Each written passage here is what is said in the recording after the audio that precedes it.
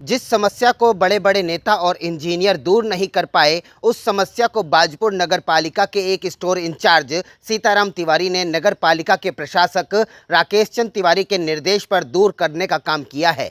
यही कारण है कि रेलवे अंडरपास में होने वाली जलभराव की समस्या से अब लोगों को जूझना नहीं पड़ेगा।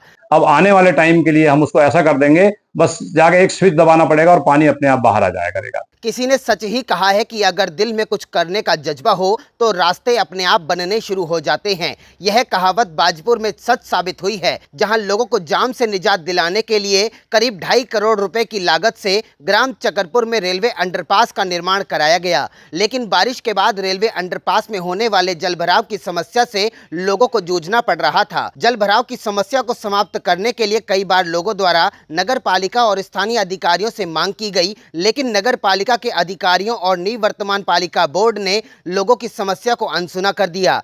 वहीं नगर पालिका में प्रशासक की नियुक्ति होने के बाद लोगों ने फिर से रेलवे अंडरपास में होने वाले जलभराव की समस्या को समाप्त करने की नगर पालिका के प्रशासक से मांग की, जिसके बाद नगर पालिका के प्रशासक राकेश चंद तिवारी ने नगर पालिका के अधिशासी अधिकारी मनोज कुमार दास को समस्या का समाधान करने के निर्देश दिए।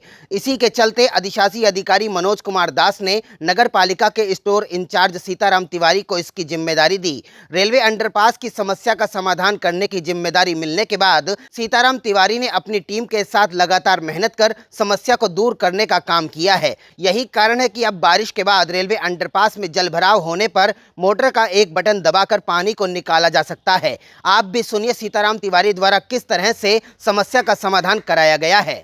अंडरपास की समस्या वाकई में बहुत गंभीर समस्या थी और विगत 3 वर्षों से 3-3.5 वर्षों से ये समस्या बनी हुई थी।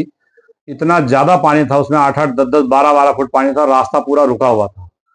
तो माननीय एसडीएम साहब ने हमारे ईओ साहब को निर्देश दिया और कहा भाई किसी ऐसे आदमी की नियुक्ति करो इस मामले में जो इसके साफ सफाई और इसका जो है थोड़ा ध्यान रखे, पानी की निकासी कराए किसी तरीके से। तो ईओ साहब ने मुझे स्पेशल तरीके से कहा कि भाई तिवारी जी कैसे करके भी इस अंडरपास से पानी को निकालना है। और व्यक्तिगत रूप से मुझे एसडीएम साहब ने भी कहा था कि तिवारी जी इसको ढंग से देखो आप। तो मैंने मन पे लेते हुए, संकल्प करते हुए, और 5-6 हज़ार की आबादी थी अंडरपास से आर पार जो होते थे, और कम से कम आज ही मैंने देखा कि 500-700 बच्चे जो है स्कूल के लिए आते जाते हैं, बहुत बुरी स्थिति थी।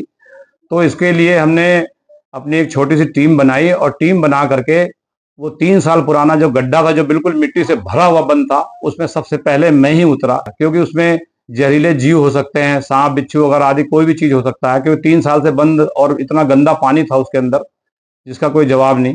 फिर मैं उसके अंदर उतर के मैंने वो रास्ता जो अंडरपास से उस गड्ढे में आता था, 15 फुट का गड्ढा है वो, उस गड्ढे को मैंने सफाई कराई, खुद भी किया मैंने उसे। और उसके बाद में उसका पानी जो है इस गड्ढे में आया। फिर हमने उसमें मोटर लगा करके जो है काम शुरू किया। और मोटर जो है अब हमने नया क्रय कर लिया है, 3 HP का मोटर है वो, और 3 हाउस पावर का है, और STP पंप है, बहुत हाई प्रेशर का है, करीब 20 सेकंड के अंदर ही 200 लीटर पानी को वो निकास कर देता है। फिलहाल तो अभी हमने पानी साफ किया है उसका।